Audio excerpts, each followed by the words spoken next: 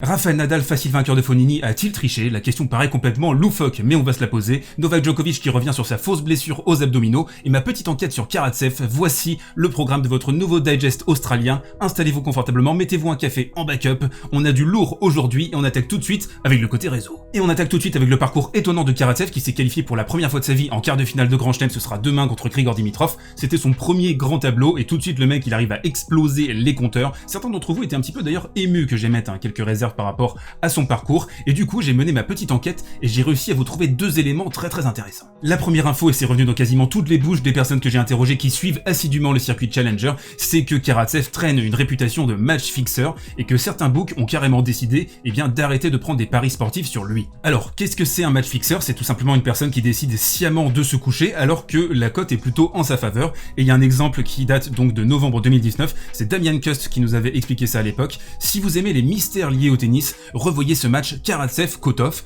Aslan menait 7-6, 3-0 avec double break et est passé d'une domination totale à l'abandon en quelques points. Je ne vais pas encore donner mon avis, mais je suis certainement intéressé par le vôtre. Donc ça, forcément, se passer trouble, ça m'a intéressé. Je vous invite d'ailleurs, si vous êtes un parieur invétéré, à laisser un petit commentaire si vous avez d'autres exemples en tête. Mais un deuxième élément qu'on m'a donné, c'est que en fait sa progression est tout sauf surprenante. Si on regarde son classement l'année dernière, on voit qu'il a connu une progression assez explosive après la fin du premier confinement. Donc avant ça, il était 253e mondial, il naviguait autour, on va dire, de la 270e, 300e place mondiale, et après le premier confinement, il a connu une véritable explosion, 194e, 140e, 116e, et quand on regarde ses matchs en détail, tout simplement l'année dernière, il a complètement concassé le circuit Challenger. Prague 2, il va en finale, il perd contre Stan.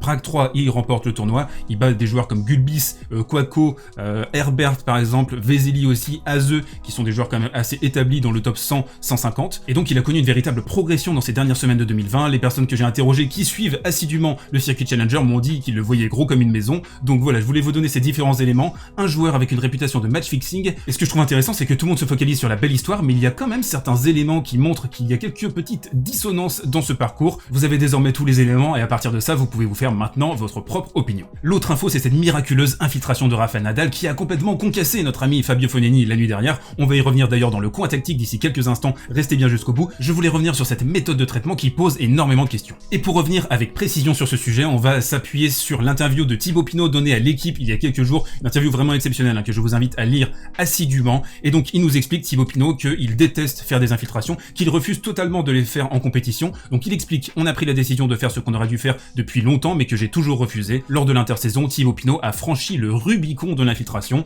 mais attention, il ne déroge pas à sa ligne de conduite. D'un point de vue éthique, j'ai toujours été contre. Là on était dans une période totalement hors compétition, en plein hiver, jamais je n'aurais fait ça entre deux courses. Ces infiltrations, elles ont tendance à être banalisées par les médias grand public, et aussi, je pense, certaines personnes ont peur d'en parler, de peur de s'aliéner les fans de Rafael Nadal. Moi je le sais, il y a beaucoup de fans de Rafa qui suivent cette chaîne assidûment, aussi de Djokovic, aussi de Federer. Vous le savez aussi, je traite de façon égale tous les champions de ce sport, mais il y a forcément une question qui se pose avec les infiltrations, parce que c'est toujours un petit peu débattu dans le milieu sportif. Est-ce que c'est légal? Est-ce que ce n'est pas légal? Ça, de toute façon, c'est l'AMA qui met la ligne entre ce qui est considéré comme du dopage et ce qui n'est pas considéré comme du dopage, mais quand même, il y a une grande question par rapport à ça, et est-ce que c'est forcément loyal, surtout quand on s'appuie sur la définition du terme, fait d'administrer, d'inciter à l'usage, de faciliter l'utilisation en vue d'une compétition sportive de substances ou de procédés de nature à accroître artificiellement les capacités physiques d'une personne. Dans le cas précis de Rafael Nadal, on a vu qu'il était en difficulté sur les premiers tours de son tournoi de l'Open Australie, qu'il avait complètement tiré un trait sur la ATP Cup,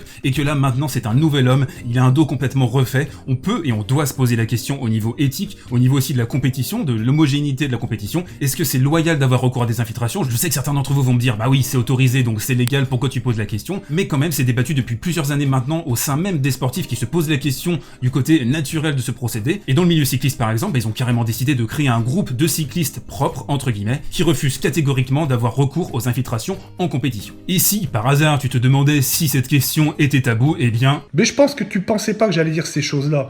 Tu pensais que ce serait tabou, mais non, c'est pas tabou. Justement, Rafael Nadal, on le retrouve dans le coin tactique. On va s'intéresser précisément au match entre Fognini et Nadal la nuit dernière, et on va commencer par Fognini. On avait dit que peut-être l'Italien pourrait poser des soucis à Rafael Nadal, mais on a vu tout de suite, dès les premiers échanges, que ce serait compliqué. Pourquoi? Parce qu'il a eu des difficultés au niveau du déplacement. Là, on a vu que c'était particulièrement lourd. On sait, Fognini, il a cette tendance à jouer tout avec le bras, mais là, c'était vraiment particulièrement notable sur les premiers échanges de la partie. Pourtant, notre ami Fabio a toutes les qualités pour gêner Rafael Nadal, et surtout sur un coup, réussir à couper les trajectoires et à mettre des flèches dans le replacement. ça il est extrêmement fort à ce niveau-là. Il a réussi à le faire un petit peu dans le premier set, il a réussi aussi à le faire dans le deuxième set, il mène 4-2 mais malheureusement ça n'a pas suffi, il y a eu beaucoup d'inconstance, il y a eu trop de négligence au niveau du replacement, au niveau aussi du jeu de jambes d'une manière générale, il a un petit peu trop joué sur ses qualités, sur son talent naturel, et il a fini par exploser. Côté Rafa, parce que je sais que vous êtes aussi là pour ça, pour parler de Rafael Nadal, Rafael a été particulièrement efficace sur les coups droits en bout de course, aussi sur les revers en bout de course, mais on voit qu'il est plus du tout gêné par son dos, donc ici on a un coup de défense avec une espèce de chop qui va arriver juste derrière le filet, Fabio qui va finir par perdre le point assez crucial d'ailleurs pour Rafael Nadal qui essaie d'égaliser à 4 partout, qui va réussir à le faire, mais on voit il est plus du tout gêné par ses déplacements, dans le jeu ça va vraiment bien, et puis il a retrouvé ses facultés de rouleau compresseur. Cette façon classique de marcher sur le match s'est exprimée de deux façons. D'abord, la première, c'est en retour de service. Il a eu au total 19 balles de break, 6 convertis. Et là, on voit, il est vraiment à l'intérieur du terrain. Il peut distribuer, paf, ici, tac, là. On l'a vu mixer ses retours de service, se placer parfois un petit peu plus loin pour perturber les repères visuels de Fabio Fognini. Mais dans l'ensemble, il était tellement dominant sur ce coup qu'il a fait que poser des problèmes à Fabio, qui a eu beaucoup de mal à tenir ses jeux de service, qui n'était pas assez dangereux sur ce côté-là. Et du coup, Nadal, ça lui a donné beaucoup de confort pour gagner ce match assez facilement. L'autre point, c'est la fameuse grosse organisation de Rafael Nadal en coup droit. Alors ici, 5 ans, vous avez un Rafael Nadal qui est positionné comme ça, vous commencez à avoir les chocottes. Il peut la mettre ici, ce qu'il a fait dans ce cas de figure très précis. Il peut aussi la mettre en décroisé. Bref, on a vu un Rafael Nadal très en jambes, très appliqué au niveau de ses déplacements, et surtout avec une intention très précise, c'est de faire mal dès le deuxième coup. Ça, on en a déjà parlé sur la chaîne en longueur. Rafael Nadal est désormais le maître des one-two punches,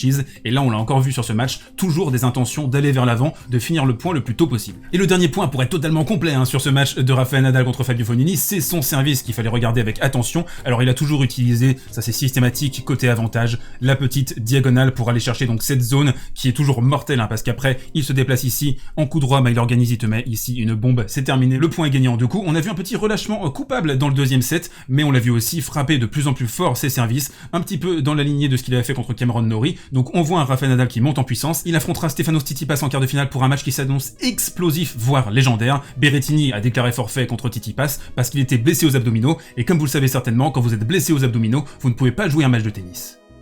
Et on enchaîne, si vous le voulez bien, avec la reco du jour, le match à ne pas rater la nuit prochaine, et ce sera le Dimitrov-Karatsev, non, je plaisante, ce sera le Djokovic-Zverev. Alors, on a vu, Djokovic s'est penché un petit peu sur la nature de sa blessure en conférence de presse, il a été assez mystérieux, assez mystique, ésotérique, il n'a pas voulu donner trop de détails, mais il a concédé qu'il s'était blindé de médicaments et que ça pouvait aussi s'aggraver, donc ça pouvait aussi poser problème sur la suite de sa saison, mais il a dit dans tous les cas que après cet Open Australie, il prendrait une pause de quelques semaines, voire peut-être de quelques mois, on verra si ça s'aggrave, mais dans tous les cas pour lui, c'est aussi, comme pour Rafael Nadal, un énorme all-in sur cette Open Australie. Et au niveau de l'opposition contre Sacha Zverev, ça risque d'être un excellent match. Alors il y a 3-6 dans les head-to-head, mais c'est pas forcément très intéressant. Ce qu'on sait, c'est que Zverev est un énorme baseliner, côté revers, côté coup droit, un gros service aussi qui peut avoir des petites défaillances de temps en temps en deuxième, mais ce qui est sûr, c'est qu'on aura un profil de match complètement différent que face à Raonic. Djokovic va devoir travailler ses points, va s'engager dans des rallyes, il a aussi concédé en conférence de presse, il sait à quoi s'attendre, ça va être un test grandeur nature là pour Novak, on va vraiment savoir s'il est capable de surmonter